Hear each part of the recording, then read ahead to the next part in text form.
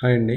నేను మీ doctor Ravikanth Kongara, your family doctor. ఒక ఇంపార్టెంట్ మెసేజ్ అండి.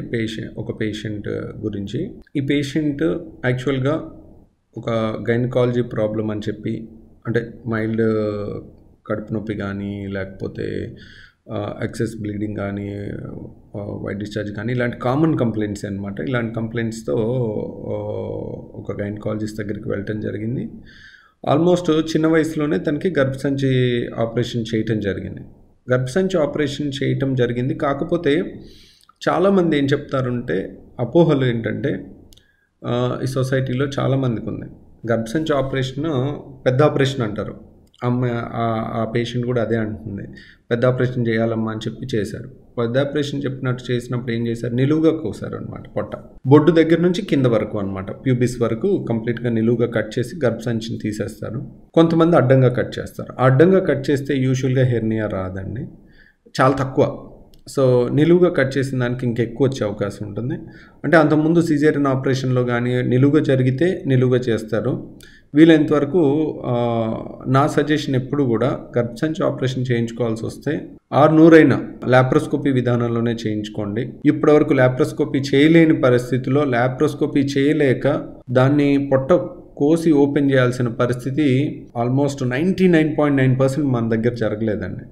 ఎందుకంటే మనం కొంత టైం పట్టినప్పటికీ కూడా ప్రయత్నిస్తూ ఉంటే, కొంచెం అన్ని లేటెస్ట్ ఎక్విప్మెంట్స్తో వాడుకుని చేసుకుంటే, యూజువల్గా మార్సిలేటర్స్ అని ఇంత పెద్ద పెద్ద గడ్డలైనా కానీ దాన్ని చిన్న ముక్కలు చేసి, మిషన్లో చిన్న ముక్కలు చేసి టైం ఎక్కువ పట్టుద్ది, కానీ ఖచ్చితంగా చేయొచ్చు. నేను ఇదివరకు కూడా కొన్ని వీడియోలు చేస్తున్నాను. మయోమెక్టమీస్ అని కానీ, హిస్టెక్టమీస్ అని కానీ, ఇవన్నీ చూడండి.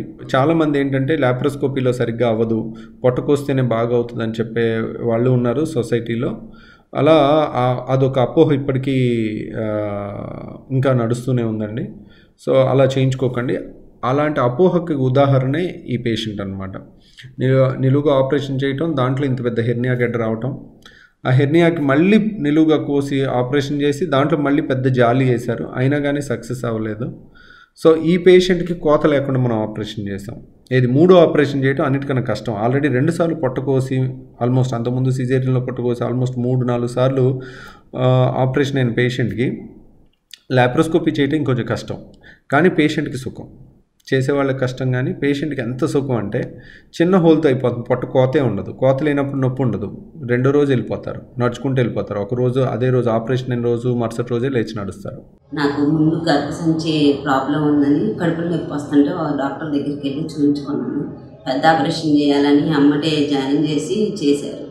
చేశాక చాలా ఇబ్బంది పడ్డా. ఫస్ట్ ఆపరేషన్కి ఇబ్బంది పడ్డాక మళ్ళీ రెండోసారి వచ్చింది. మళ్ళీ రెండోసారి కూడా చేయించుకుంటే మళ్ళీ అలాగే ఉంది. అస్సలు బాగాలేదు, బాగాలేదు. బీపీ పెరగటం అలాగా అన్నీ 2 సార్లు అలాగే వచ్చింది. బీపీ పెరగటం, బాగా జ్వరం రావటం, మళ్ళీ పడిపోవటం అలాంటివి జరుగుతున్నాయి. నేను ఇక్కడ రవికాంత్ గారి వీడియో చూసి ఇక్కడికి వచ్చాను. చేస్తే ఆయన బాగానే చేశారు, బాగుంది. నాకు ఇప్పుడు ఓపెన్ చేసి ఇట్లా ఓపెన్గా కోసి బారుగా కోసి తీశారు. మళ్ళీ హెర్నియా వచ్చిందని మళ్ళీ అలాగే ఓపెన్ చేసి తీశారు. ఇన్ఫెక్షన్ వచ్చి బాగలేదు నాకు అసలు. మళ్ళీ ఇక్కడికి వచ్చాక పర్వాలేదు, బాగుంది. సో చిన్న హోల్తో హెర్నియా రిపేర్ చేయటం జరిగింది. హెర్నియా రిపేర్ చేస్తూ దాంట్లో ఒక జాలి అనేది వేస్తాము. హెర్నియా మెష్ ఎప్పుడు కూడా లాప్రోస్కోపీ విధానంలో లోపల నుంచి వేసిన దానికి స్ట్రెంత్ ఎక్కువ ఉంటుంది, బయట నుంచి వేసిన దానికన్నా కూడా లోపల నుంచి వేసిన దానికి స్ట్రెంత్ ఎక్కువ ఉంటుంది. దానికి డైనమిక్స్ కలిసి వస్తాయి అన్నమాట. ఆ డైనమిక్స్ కలిసి రావటం అంటే ఆ ప్రెషర్స్ అన్నీ కూడా చాలా ఎడిటివ్ ఎఫెక్ట్ ఉండి చాలా అద్భుతమైన రిజల్ట్ వస్తుంది. అంటే ఫర్ ఎగ్జాంపుల్, మనం ఒక వాటర్ బాటిల్ తీసుకున్నాం. ఈ వాటర్ బాటిల్ ఉందనుకోండి, ఈ వాటర్ బాటిల్కి ఇక్కడ చిన్న హోల్ పెట్టామనుకోండి, వాటర్ ఇలా బయటకు వస్తున్నాయి అనుకోండి. దీనికి బయట నుంచి మనం ఒక ఏదన్నా అతికిచ్చి ఆపాలని అనుకుంటే ఆపొచ్చు, కానీ బయట నుంచి అతికిచ్చిన దానికి లోపల నుంచి ప్రెషర్ ఉంటుంది. అదే మీరు అతికించకపోయినా పర్వాలేదు. ఇప్పుడు ఇక్కడ చిన్న హోల్ ఉంది, మనం ఇంత చిన్న కాగితం ముక్క లాంటిది కానీ, పాలిథిన్ కవర్ ముక్క లాంటిది కానీ లోపల నుంచి తీసుకెళ్ళి వాటర్ ఇలా వస్తున్నప్పుడు లోపల నుంచి ఆ ప్రెషర్కి వచ్చే దగ్గర మనం లోపల నుంచి పెడితే సప్పును లాక్కుని దానంతరం అదే ఆ డైనమిక్ ప్రెషర్ ఉంటుంది చూడండి. దీంట్లోనేమో ఆ ప్రెషర్ నెగిటివ్, ఆ ప్రెషర్ ఈ మెష్ని నెడుతూ ఉంటుంది మనం రిపేర్ చేసిన దాన్ని. అదే లోపల నుంచి వేసిన మెష్ ఆ మెష్ ఆ ఫోర్స్ని లాక్కొని వచ్చి మన హెర్నియా డిఫెక్ట్ని హోల్ని క్లోజ్ చేస్తుందన్నమాట.